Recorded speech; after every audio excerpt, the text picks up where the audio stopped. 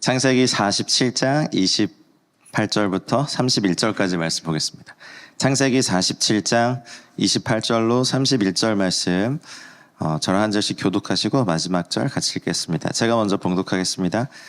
야곱이 애굽 땅에 17년을 거주하였으니 그의 나이가 147세라. 이스라엘이 죽을 날이 가까우니 그의 아들 요셉을 이제 내가 은혜를 입었거든 청하노니 내 손을 내 손목지 아래에 놓고 인애와 성실함으로 내게 애굽의 나를 장사하지 아니하고 내가 조상들과 함께 눕거든 너는 나를 애굽에서 메어다가 조상의 묘지에 장사하라. 요셉이 이르되 내가 아버지의 말씀대로 행하리이다. 야곱이 또 이르되 내게 맹세하라 하매 그가 맹세하니 이스라엘이 침상 머리에서 하나님께 경배하니라. 아멘. 이번 주 토라 포션이 바 예히로 시작이 되는데요. 거주하였다, 거주하였으니로 시작을 하지만 이 히브리적 사고에서는요, 사실 태어난 날보다 죽은 날들을 더 중요하게 여깁니다. 왜냐하면 사람이 죽을 때 엄청난 유산을 남기고 죽기 때문에 그렇습니다. 아직 저희가 그럴 말 할 나이가? 그건 모르죠. 진짜 먼저 가서 기다리고 계신지 모르죠. 그래서 예언적인 말씀을 하신 것 같은데. 충격, 브레드 TV 사역이 바뀌다. 예언 사역으로 했을게요. 근데 요즘 나라도 좀 그렇고, 열방도 그렇고, 이렇게 좀 일찍 떠나시는 제 주변의 분들이 좀 많이 있어가지고 요즘 좀 혼돈스러운 시간을 좀 가졌는데, 그래도 그분들의 삶에서 이제 남아있는 것들, 또 남겨진 것들이 또 누군가에게는 또 소중한 유업이 되는 걸 봅니다. 근데 또 마침 토라 포션이 또 그 내용이어서 오늘 이 말씀 나눠야겠다 하고 왔습니다. 우리가 이 땅을 떠날 때 누군가에게 남겨줄 많은 영적인 또는 실제적인 물질적인 것도 유업이 많았으면 좋겠습니다. 근데 우리 보통 이제 세상 사람들은 자녀들에게 많은 물질을 남겨주다가 이제 아이들을 타락시키는 경우가 많죠. 그렇다고 또 저희 주변에 좀 경건한 우리 부모님들은 물질적인 건 물욕이 하나도 없으셔가지고 자녀들이 너무 고생을 하는데 내가 너희한테 줄 거는 영적인 축복이야 하면서 제가 아는 어떤 분은 어렸을 때부터 하도 아빠한테 그 축복 기도를 많이 받아서 너무 싫대요. 자기는 그거 말고 실제로 만져지는 이런 거 뭘 살 수 있는 돈을 원하는데 아버지는 물욕이 하나도 없으시는, 그러니까 그분 표현으로 신선 같은 분이라는 거죠. 야, 그래도 너 그렇게 기도받은 거 하나도 땅에 떨어지지 않고 네 인생에 다 나타날걸? 몰라 그러면서 나는 이제 아버지가 대학 등록금도 안 돈해가지고 대출 다 학사금 대출 받아가면서 대학 졸업할 때 이미 빚이 수천만 원이었다고. 그래서 그거 갚느라고 엄청 고생했다고. 야, 중요한 걸 가르쳐 주셨네. 아껴 쓰고 빚 갚는 법을 너한테 알려주셨네. 그러면서 그런 얘기를 하고 왔는데, 문득 1년 이제 한 해 한국 사람들 주로 이렇게 만나면 나이들 물어보고, 오늘도 어떤 모임 갔는데 꼭 이렇게 나이를 물어보시더라고요. 자꾸 저한테 젊다 그러셔가지고 저렇게 많이 안 젊은데요 했는데 몇 살이신데 하면서 물었길래 제가 개월수로 말씀드렸어요. 제가 지금 살아온 날 개월수가요 아마 600 몇십. 근데 그런 이제 오늘 좀 지방에 갔다 오늘 제가 조금 서둘러 왔는데 언제까지 살지 모르는데 이제 문득 그런 생각이에요. 그러니까 어떤 선교지에서 어떤 프로젝트를 진행할 때 이게 몇 년 차 프로젝트로 할 수 있겠다. 이렇게 기획을 하는 거 예전에는 그런가 보다 하면서 막 그걸 해내려고 노력했는데 요즘은 저게 그때까지 될 수 있을까? 이제 이런 생각들. 그냥 오늘 당장 할 수 있는 걸 하자. 우리가 미래의 것을 하기 위해서 현재 걸 포기하지 말자 하면서 이제는 약간 좀 실용주의 노선으로, 예전에는 비저너리 노선으로 살았는데 요즘은 당장에 할 수 있는 걸 하나씩 하자. 그게 쌓이면 그때쯤 되겠지라고 하면서 시작하는 것들이 있습니다. 근데 이번 주에 묵상하실 이 토라 포션이 강 목사님이 잘 강의하셨겠지만 저희들에게도 좀 던지는 게 있어요. 죽기 전에, 그리고 야곱이 17년을 애굽 땅에 더 거주하면서 147세까지 산 이 어마어마한 시간 동안 사실은 아브라함보다 이삭이 어쨌든 그 100배의 축복도 물질적으로도 농사의 축복을 얻어서 유업의 축복을 받았고, 근데 이삭은 그렇게 뭐 고생을 하거나 뭐 특별히 뭔가 자녀를 바치는 시험을 당하거나 그러지 않았는데 정말 엄청난 유업을 아버지로부터 받았어요. 야곱도 그 성품 때문에 좀 고생한 거 빼고는 어쨌든 뭐 자수성가형 축복이었지만 어쨌든 하나님께서 그의 그릇을 강제로 이렇게 넓히시고 크게 하시면서 사실은 저희 결혼한 남성들이 한 여인도 힘든데 이렇게 수많은 여인 사이에서 12아들을 막 낳고, 근데 어쨌든 그 험악한 인생에서 이스라엘이라는 어떤 어마어마한 유업을 남기고 떠납니다. 그리고 이후에 요셉은 어떻습니까? 요셉은 형들의 미움을 받고 어쨌든 팔렸는데 한 국가의 그 당시 최강대국의 총리가 되고 굉장히 많은 사람을 살리는 풍성한 유업이 남겨지죠. 그리고 그 애굽으로 요셉을 먼저 보내신 하나님의 어떤 계획 때문에 그 애굽이 이스라엘이 민족이 될 수 있는 spiritual womb, 영적 자궁처럼 이렇게 민족을 형성하는 도구가 됐죠. 그러니까 유업의 특징은 갈수록 이렇게 굉장히 배가 수준을 넘어서 이거는 폭발적인 증가가 있는 것 같아요. 그래서 믿음의 2대인 그러니까 같이 어머니랑 같이 믿었기 때문에 제가 졸제 2대가 되긴 했지만 어쨌든 좀 이렇게 믿음의 3대, 4대, 5대 중동에서 이렇게 2000년 동안 막 기독교인들이었던 분들 이렇게 보면 정말 달라요. 유대인들 만나서 이렇게 뭐 대화해보시고 사역 같이 해보시면 뭔가 이렇게 좀 죄송합니다. 이런 표현 쓰면 죄송합니다. 허접한 게 많은데 은혜가 있는 이상한 사람들이에요. 저희는 뭔가 진짜 열심히 하는데 꼭 종들 같아요. 그러니까 자녀들은 탱자탱자 놀다가도 막 소파와 하나 되어 이렇게 있다가 엄마 떡볶이 해줘. 그러면은 어머니 떡볶이 해주시죠. 왜 해주세요? 이게 어디서 네가 해먹어 임마 막 그러지 않고 그냥 해주시잖아요. 근데 종이 지금은 뭐 그게 없지만 하루 종일 놀다가 마님 떡볶이 해주시죠 그러면 어떻게 해야 돼요? 주절계 패죠. 어디 이게 뭐랬다고 이제 종놈 주제. 근데 가끔 이제 이렇게 주님 위해서 열심을 내면서 이제 브레티비도 이렇게 해오시고 저희도 저 나름대로 막 선교회 열심히 하고 있는데 가끔 이제 종 같다는 느낌이 많이 들어요. 그냥 막 탱자탱자 놀다가도 냉장고 열고 막 먹고 싶은 거 다 꺼내 먹고 엄마한테 맛있는 거 해달라고 다 해주시네. 근데 우리는 저 그거 먹어도 되나요? 조회수가 안 나오는 게 제 머리 때문인가 그런 고민을 해야 되나? 실은 저 때문이에요. 미안해요. 그래서 가끔 이제 종의 형성이 나쁘진 않은데 주님을 향해서 막 충성됨도 배우고 주님을 위해서 막 열정적으로 간절히 주님 시킨 일을 끝까지 하는 좋은 영성인데 자녀의 영성을 가지신 분들 앞에 보면 괜히 작아지고 그래 나는 이렇게 쓰다가 버려지는 소모품에 불과해 뭐 이런 느낌을 주님께 받는 이상한 느낌. 그래서 요즘 좀 제 개인적으로도 생각하고 좀 간구하고 있는 게 이삭이 그 블레스 땅에 있을 때 아버지가 팠었던 우물을 다시 파는 이상한 행동을 하나 하잖아요.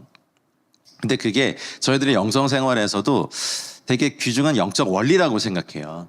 그러니까 하나님께서 좀 이제 어쨌든 이 교회 안에 우리가 뭐 영적 아버지라고 부를 수 있는 수많은 사람들이 있는데 또 그분들이 또 우리가 토라를 막 공부하고 읽고 또 이런 또 샤반 예배도 이렇게 지켜보고 하는 것들도 사실은 믿음의 선조 때 있었는데 블레셋이 다 우물을 메꿔놨던 아비세대의 영적인 우물이기도 하거든요. 근데 그 아비세대 때 팠던 그 우물이 막혀진 걸 다시 팔 때는 늘 분쟁이 있어요. 그래서 여러분 이 브레티비 처음 막 이스라엘 관련 집중해서 사역하시고 지금도 뭐 그러시긴 하겠지만 왜 이스라엘이야 하면서 막 공격도 많이 받으시고 오해도 많이 받으시고 어려움 많이 당하셨잖아요. 그러니까 예전에 팠던 영적 아비들의 우물을 사탄은 이렇게 그 당시는 새 우물이었으니까 이렇게 보고 있다가 사람들이 점차 거기서 막 물을 더 퍼마시고 신선하게 되고 막 이렇게 목마름을 해결할 때 가만히 보고 있다가 저 우물을 어떻게 막지 하면서 슬슬 이제 거기다가 흙을 막는 작업을 사탄은 아주 오랫동안 합니다. 가령 뭐 교회에서 늘 일상 많이 하는 사역 중에 뭐 제자 훈련 사역 이런 거 있잖아요. 제자 훈련 사역이 굉장히 소중한 사역인데 이게 어느 순간 지금 한국 교회 안에 그냥 성경 공부 사역으로 바뀐 것 같아요. 제자가 되는 게 아니라 어떤 열심히 하는 분들에게 또 욕을 먹겠네요. 어쨌든 뭔가 이렇게 빈칸 채우기와 프로그램 같이, 물론 그게 신앙의 어떤 초등 학문의 역할을 해서 주님께 나아가는 데 도움이 됩니다. 근데 사탄이 그걸 아주 오랫동안 지켜보다가 그것도 그런 우물도 메꿀 수 있는 방법을 이미 갖고 있는 거죠. 그래서 제자 훈련 많이 하는 교회 목회자분들이 가끔 이제 사석에서 농담 삼아 아휴 진짜 열심히 훈련시켜놨더니 세련되게 피하던데 이러죠. 아니까 안 해요. 양육은 받고 싶은데 좋으니까. 근데 다 시켜놓으면 목사님이 나한테 그런 말 해서 싫고 찬양 인도자분이 머리 무섭게 깎고 나서 인도해서 싫고 모두 마음에 안 들어요. 그리고 그래서 양육 받을 건 다 받고 훈련 받을 건 다 받았는데 헌신하지 않는 이런 또 약점이 생기게 됩니다. 물론 모든 사역이 그렇다는 건 얘기 아니고. 그리고 이렇게 기도의 집 사역이나 찬양과 경배나 선교 사역도 뭔가 우리가 운동 막 열심히 해도 항상 이렇게 성장 곡선을 하면서 이렇게 완만하게 성장하는 게 아니라 어떤 땐 슬럼프처럼 그냥 오랫동안 이렇게 가는 데도 있잖아요. 그러다가 확 늘면 좋은데 이러다가 이렇게 되는 경우도 있으니까. 주님의 몸 안에 역사상 굉장히 많은 그 영적인 우물이 있다고 저는 믿습니다. 아브라함, 이삭, 야곱과 요셉과 이제 유다로 이어지는 이 믿음의 가문 안에는 사실 이 바에이 전체가 후손을 축복하는 내용이거든요. 그래서 그러면 이제 저희가 이 땅을 살아가는 동안 영적 아비 세대들이 팠던 그분들이 가졌던 영적인 소중한 우물들을 다시 파는 행위와, 근데 그거는 다시 파도 늘 분쟁이 있거든요. 근데 르호봇, 이삭이 새로 팠던 그 르호봇에 도달하기까지는요, 영적 아비 세대 때 팠던 우물을 다시 팔 때 늘 분쟁과 다툼이 있는 걸 발견하게 돼요. 그럴지라도 우리는 그거를 파야 됩니다. 큐티 하시나요? 큐티? 묵상, 말씀 묵상, 토라 포션 하시느라? 근데요, 이것도 사실은 교회 안에, 하나님의 몸 안에 주신 굉장히 소중한 우물이거든요. 영적 아비의 우물. 요즘 이집트에 제가 한번 갔다 오고 난 다음에 이집트의 사막 교부 안토니가 되게 궁금해서 좀 그분의 일생에 대해서 좀 연구도 하고, 근데 거기 이제 이집트에 지금 소수지만 그 수도원도 그때 가보면서 어떤 마음으로 사막에 들어갔을까. 그러니까 이제 12사도 시대가 있고 속사도 시대가 있고 그 밑에 제자들 그룹이 이제 교부잖아요. 그래서 교회의 영적 아버지 그룹들이 이렇게 성장하면서 안토니가 그 굉장히 유복한 집안에서 크리스찬 부모님 밑에서 훈련을 잘 받고 양육을 잘 받고 이렇게 지냈는데 부모님들이 10대 때 돌아가시죠. 그래서 갑자기 소년 가장이 돼요. 근데 말씀을 묵상하다가 사도행전을 한 6개월 정도에서 차근차근 묵상을 했는데 그 6개월 동안 가장 많이 울렸던 말씀이 뭐냐면 성도들이 다 물건을 서로 통용하고 같이 쓰는 이 말씀이 계속해서 6개월 동안 묵상이 됐대요. 그래서 결단을 하고 그 당시에 내일을 위하여 염려하지 말아라. 그건 이방인들이 하는 것이다는 말씀이 또 묵상이 되면서 이제 여동생에게 돌아갈 유산의 몫을 제외하고 자기 몫의 모든 걸 다 팔고 가난한 자들에게 주고 주님을 추구하기 위해서 사막으로 들어갑니다.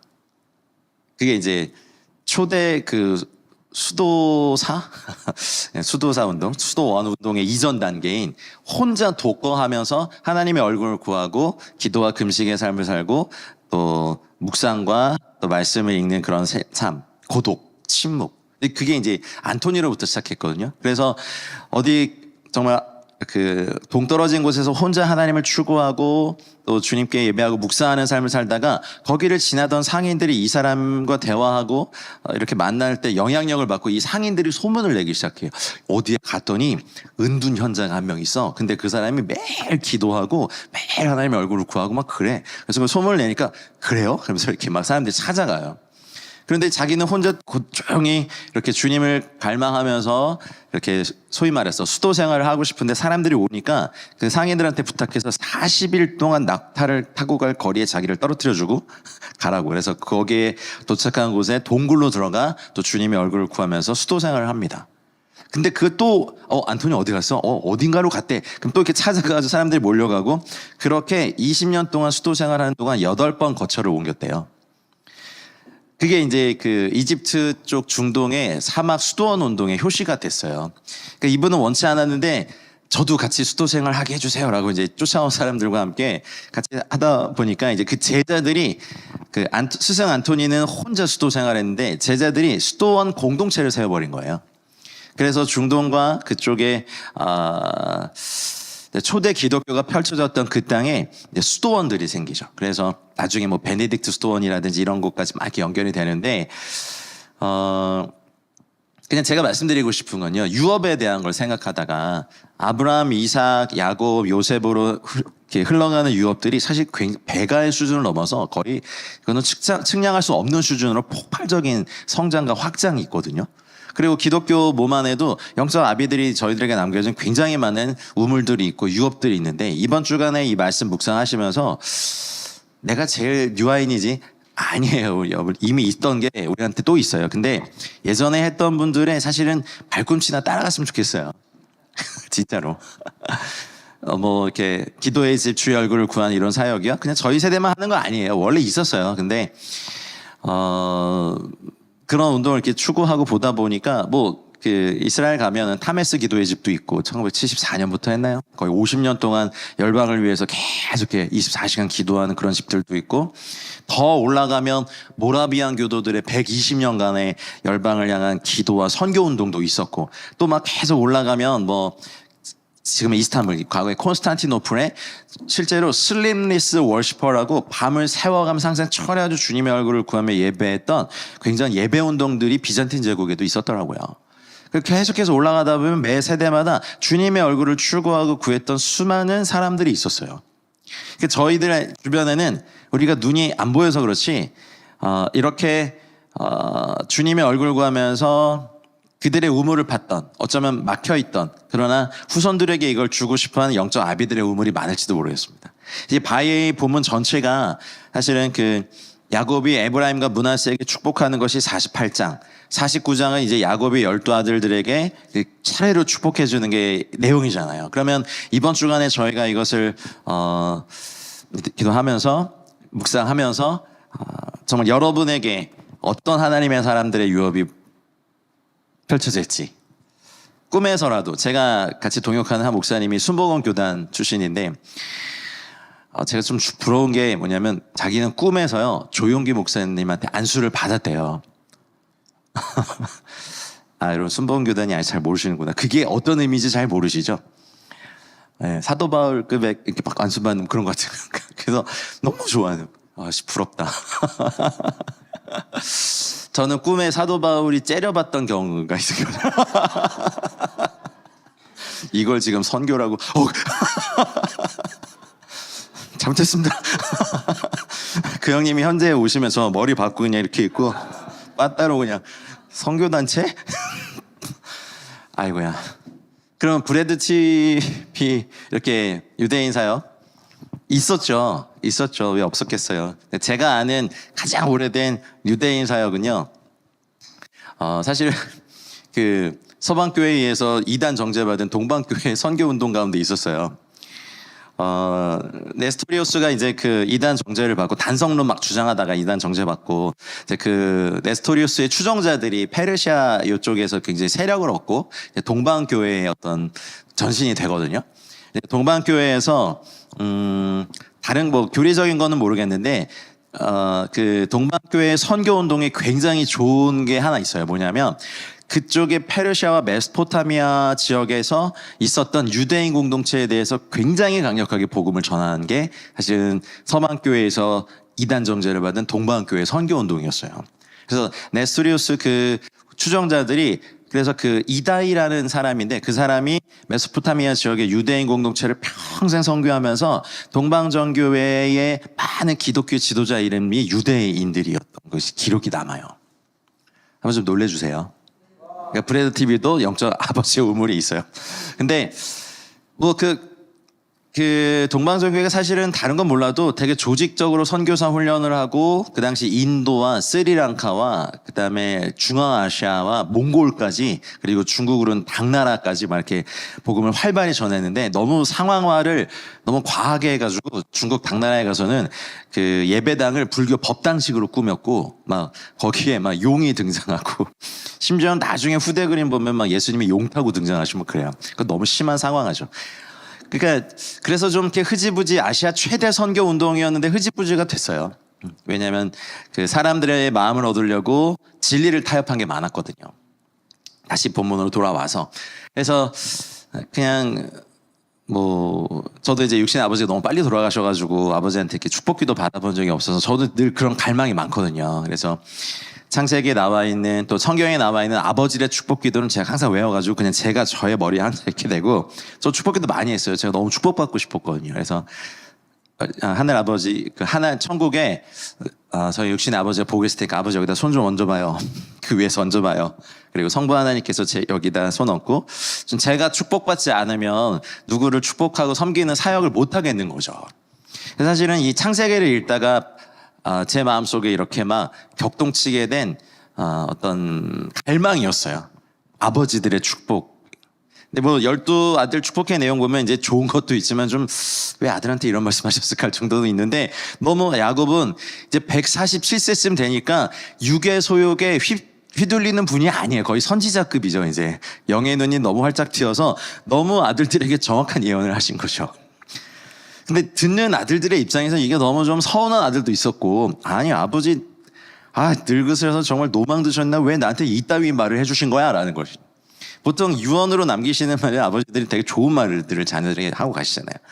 그러니 이번 주간에 사실 나라는 뒤숭숭하고 정말 우리의 마음이 많이 힘들지만 그래도 이 본문을 통하여서 하나님 이런 영적 아버지들의 유업의 축복이 우리 개인의 삶과 우리 사역과 또 브레이트비의 모든 사역들 위해 임하기를 기도하시고 여러분 이건 좀 천국을 침노하시길 바랍니다. 이런 거 콘텐츠 한번 해보시죠. 천국을 침노하는 그러니 사실 교회 안에 굉장히 많은 영적 아버지들의 어떻게 보면은 엘리야의 겉옷 같은 그런 저는 유업에 남겨져 있다고 저는 믿습니다. 인간의 육체가 한계가 있기 때문에 뭐 100년 동안 열심히 무언가를 했다고 하더라도 그것의 후계자의 어떤 그 소위 말해서 그 엘리사가 갑절의 영감을 받고 엘리야가 했던 사역을 한 것 같은 사역도 있지만 그러면 엘리사 이후에는 또 누가 그 영감을 받았냐는 우리는 또 몰라요. 그러니 하나님 나라의 유업 안에는 우리가 믿음으로 침노하고 기도했을 때 우리에게 주시는 많은 하나님의 아버지의 그리고 하나님의 사람들의 이 땅에 남겨진 아직 다 이루어지지 않은 유업의 겉옷이라고 할까요? 유업의 분깃이라고 할까요? 그런 것들이 저는 있다고 믿습니다. 그래서 사실은 교단마다도 그 당시에 그런 교단이 일어나서 어떤 교회가 일어나서 같은 예를 들면 뭐 장로교단 같은 경우도 뭐 그 종교 개혁이 막 이렇게 일어나면서 핍박도 많이 받았고 그래서 이 또 개혁주의자들 안에 주님이 터뜨렸던 또 새로운 우물들이 있었어요. 그래서 하나님의 말씀을 로마서라든지 또 성경을 번역해서 평신도선에 들려준다든지 뭐 이런 것들이 있었는데 워낙 전쟁을 하느라 그 다른 진리가 회복이 되지 않은 것뿐이죠. 뭐 감리교단도 요한웨슬레를 기점으로 해서 뭐 어마어마한 성결운동과 거룩운동과 막 열심히 있는 전도와 이런 게 있는데 시간이 지나면서 전통적이 되면서 사실은 그 프레임 안에 그냥 다 갇혀버리게 되는 한계가 있죠. 어쩌면 영적인 아버지들의 우물이 막혀져 있는지도 몰라요. 칼빈이 21세기 한국 교회에 오면 어떻게 평가할까요? 장로교단의 그 신학교에 가가지고 강의를 들어봐요. 내가 그렇게 말했다고? 요한웨슬레가 지금 감리교단, 죄송합니다. 이게 실제 말씀. 감리교 신학교에 딱 가서 어떤 표현을 할까요? 정말 니들이 내 후에 맞아? 구세군을 창시한 윌리엄 부스는요, 그분이 굉장히 신학자였거든요. 근데 그분이 신학자였는데 사실은 구세군을 창시한 계기는 그분이 하여튼 기도 중에 지옥 체험을 30분간 합니다. 그리고 나서 모든 신학책을 버리고 그 전도팀을 군대식으로 만든 게 구세군이거든요. 거기 가면 계급이 있고. 근데 우리 구세군 그러면 죄송합니다. 구세군 계신 분들에게. 근데 겨울에 종 치시는 분 아니야? 뭐 다 이렇게 생각하지만 그 지역을 보고 오신 분 안에 그 붙은 불이 자기 차질 다 털어가지고 전도팀을 만들어서 어느 마을에 가든 막 나팔을 불고 해서 사람들 모여서 전도 집회를 열면서 복음을 전도했던 그런 열매가 있는 우물이 있는 거예요. 지금은 거기 그냥 모금만 하는 단체 아닌가? 죄송합니다. 아니에요. 다 그렇죠. 그러니 어떤 단체든 또 어떤 사람이든 하나님이 쓰신 분들은요, 각자의 그게 우물 수준이든 강물 수준이든 냇물 수준이든 유업이 있습니다. 그래서 우리가 소망해야 되는 것은 아브라함에게서 이삭에게 유업이 왔을 때 100배가, 이삭에게 야곱이 왔을 때는 이스라엘이 형성이 되고, 또 요셉은 애굽의 총리뿐만 아니라 그 중동의 모든 경제를 쥐락펴락할 수 있는 영향력이 있는 사람이 된 것도 유업의 배가의 축복이겠죠. 그러니 여기서 열심히 예배의 우물을 파고 또 이스라엘을 위한 선교의 우물과 기도의 우물을 파고 계신 여러분 축복합니다. 잘하시고 계시는 거예요. 근데요, 우물물이 터지기까지는요, 그 자리는 계속 되게 인기가 없어요. 힘들거든요. 야, 와서 같이 우물 파자. 답하면 불러. 난 우물 파는 사람이 목이 너무 말라요. 물 하나 떠준 사람 없고 막 진흙투성이에 막 아휴 언제 퍼지는 거야 하면서 이렇게. 그때가 제일 힘들거든요. 사람들이요, 의외로 그렇게 뭐 협동적이거나 충성하지 않아요. 그러니까 다 파서 맑은 물 나오면 그때 와서 맛있게 그리고 물 터져 나온 데 가서 열심히 마시고 와요. 여기서 일하는 사람들은 목이 말라 뒤지겠는데 물 한 그릇 안 떠주고 이미 되어 있는데 가죠. 사역자로서 그런 분들 보면 좀 얄밉기도 하고, 아휴, 꼭 이렇게까지 해야 돼요, 주님 하는데, 근데 우리는 우물 파는 사람으로 부르심 받았으면 우물 파야 돼요. 머리를 이렇게 깎든 저렇게 깎든 따고 오시든 우물 파셔야 돼요. 아니, 브레티비가 그래도 꾸준하게 한 자리에서 또 이스라엘 위해서 기도하시고 정말 이 정도로 이렇게 이스라엘 전문 선교 방송을 하시는 데가 거의 없어요. 그렇죠? 제가 알기로는 그런데 아닌가요? 어딘가 또 있나요? 있으면 또 할렐루야죠. 저 또 북한 사역할 때도 이렇게 보면 저희만 하는 게 아니라 한국 사람들만 하는 게 아니라 사실 교포들, 러시아 사람, 중국 사람, 심지어 브라질에서도 선교원 신자들 되게 많거든요. 저희는 그 사람들을 LK 사역자라고 부르거든요. Love North Korea 해가지고 그런 사람들도 굉장히 사역을 잘해요. 그러니 하나님 나라에 하나님께서 하시고자 싶으신 그 유업의 우물을 파도록 부르심 받은 사람이 있고, 그러면 그 우물을 열심히 팔 때는 힘들지만 그 우물이 터졌을 때 맑은 물이 나오면 수많은 사람들이 그 우물물에서 목을 축이고 또 그걸 떠서 생활용수로 하고 또 씻기도 하는 기쁨이 있는 거죠. 그래서 브레이트비가 지금까지 걸어오신 길이 되게 힘들었지만 이렇게 터진 우물이 수많은 사람들이 또 이스라엘을 위해서 기도하게 하고 또 인식을 바꾸게 해주시고, 그리고 실제로 또 많은 또 재정도 구호 헌금으로 이렇게 가고 있지 않습니까? 되게 잘 하시는 거거든요. 그러니 우물 터질 때까지가 제일 힘듭니다. 예, 누가 지지해 주는 사람도 없고 나도 목이 마른데 가서 물 먹고 와가지고 저쪽에 우물이 더 맛있어? 여기는 우물물이 터지지도 않았네? 열심히 파? 그러면서 가버려. 아유 얄미워. 그냥 같이 와서 그냥 3일에 한번 퍼주고 가면 좋겠는데 그냥 가버려요. 근데 뭐 어떻게 하겠습니까? 부르심 받은 사람이 해야죠. 그래서 우물이 터졌을 때, 근데 안타까운 건 그 사람이 또 육체의 수명이 닿으면 아니면 또 무언가 거룩함을 잃거나 좀 실족하면 그 또 우물이 막혀지는 거. 우리 많이 봤잖아요. 뭔가 하나님이 기름 부으셨고 또 한국교회 힘을 모아서 막 다음 세대 사역 막 단체가 확 일어났는데 막 지도자들이 막 넘어짐으로 그냥 다음 세대 사역이 다 무너지는 거, 선교 운동이 막 꺾이는 거, 뭐 기도의 운동들이 막 이렇게 확 사그러드는 거, 다 우물이 막히는 거거든요. 사탄은 어떻게든 그 우물을 막아버리려고 노력합니다. 우리는 이 2025년 이미 5785년 이때 예히 그가 거주하고 이제 떠날 때가 됐을 때 이 자녀들에게 이런 축복의 유업을 줬던 야곱의 축복을 기억하면서 이번 주는 그냥 이 자녀들에게 이런 걸 축복했구나로 넘기지 마시고 하나님 저에게도 가령 뭘 원하시는지 모르겠는데 성경의 사람 중에 모세의 우리 북한 분들 표현으로 모세의 영도력을 갖고 싶대요. 영도력이요? 그 수령님이 하는 그런 지도력을 영도력이라고 하는데 그 탈북민들이 제일 좋아하는 책이 출애굽기예요.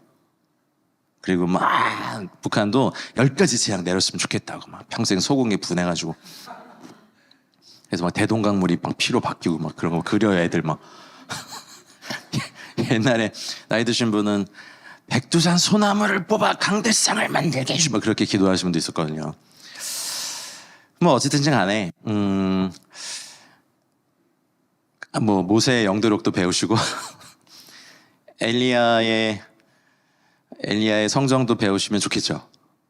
사도 바울의 열정, 다니엘의 지혜와 영감, 에스더의 순결함과 용기 다 배울 수 있거든요. 저는 그렇게 믿어요. 지금 이제 천국의 발코니에서 마지막 때의 이 사건들을 이루고 계신 또 이 땅에 계신 성령님, 우리가 따라가는 성자 예수 그리스도, 이 모든 계획을 세우신 성부 하나님, 삼위일체 하나님께서 하고 계신 이 일에 대해서 우리 믿음의 선배들이 막 천국의 발코니에서 응원하고 격려하고 우리도 할 거야. 막 이렇게 할 때.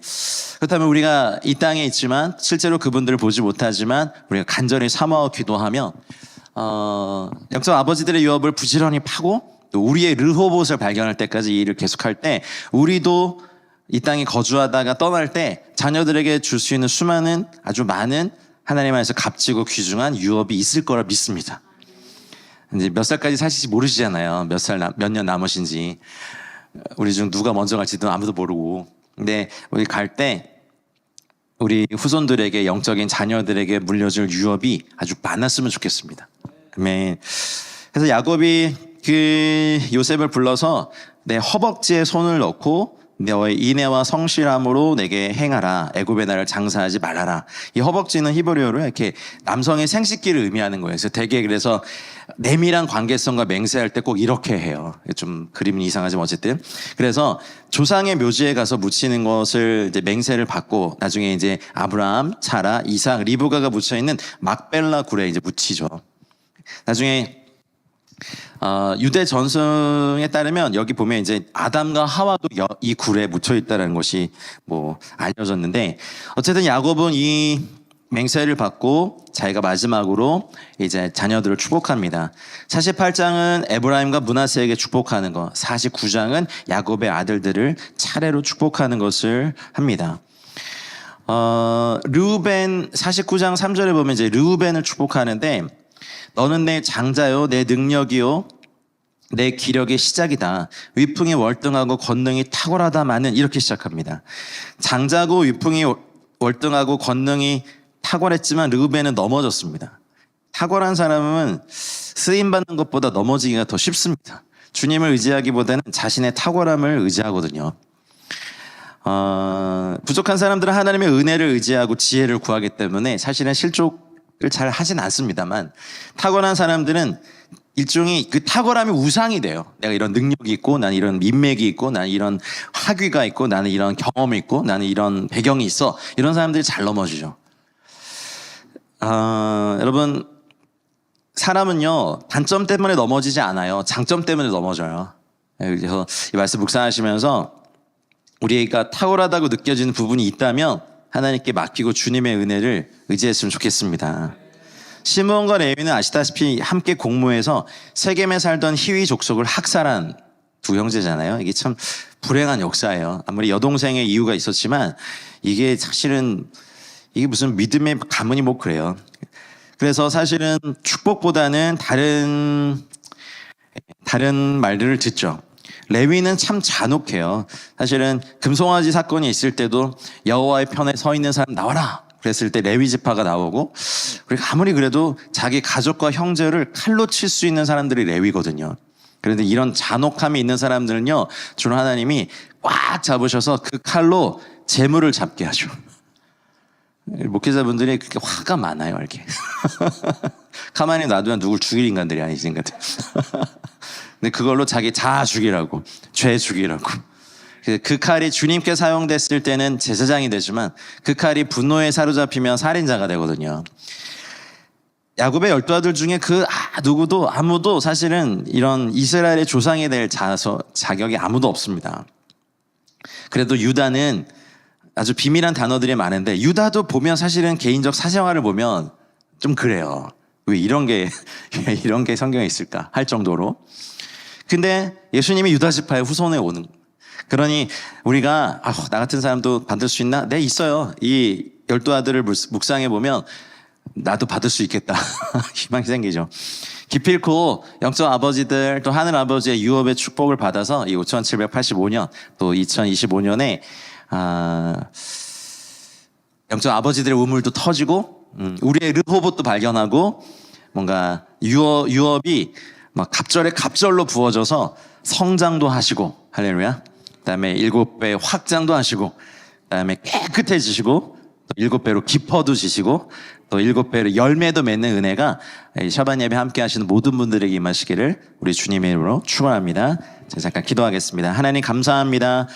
하나님 이 땅에 거주하는 동안 우리 후손에게 남겨줄 수많은 유업들을 우리에게 허락해 주십시오. 브레드TV가 10년 동안 이곳에서 우물을 파고 또 하나님 많은 이 우물들을 사람들과 나눴습니다.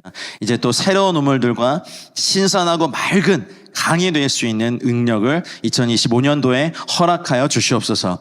샤반 예배 함께 섬기는 모든 분들에게 각 개인의 삶과 가정과 사역과 사업과 모든 일들 위해 손대야 하는 모든 일들 위해 영적 아버지들의 우물이 터져 나오고 또 우리의 르호봇이 발견되고 하늘에서 부어지는 7갑절의 영감의 증가와 확장과 돌파가 우리 가운데 있게 하여 주시옵소서. 하나님 아버지, 우리가 더욱더 기도와 말씀과 성령에 사로잡힌 바 되어서 주의 마음을 시원하게 해드리는 예배와 기도와 사역과 섬김과 기쁨과 즐거움이 행복함과 의미가 가득하게 하여 주시옵소서. 브레이트비의 모든 사역들을 축복하여 주시고 함께 예배하는 모든 분들의 삶을 주님 돌파와 성장으로 성숙과 성숙으로 이끌어 주시옵소서. 감사드리며 모든 말씀을 우리 구주 예수 그리스도 이름으로 기도하였습니다. 아멘.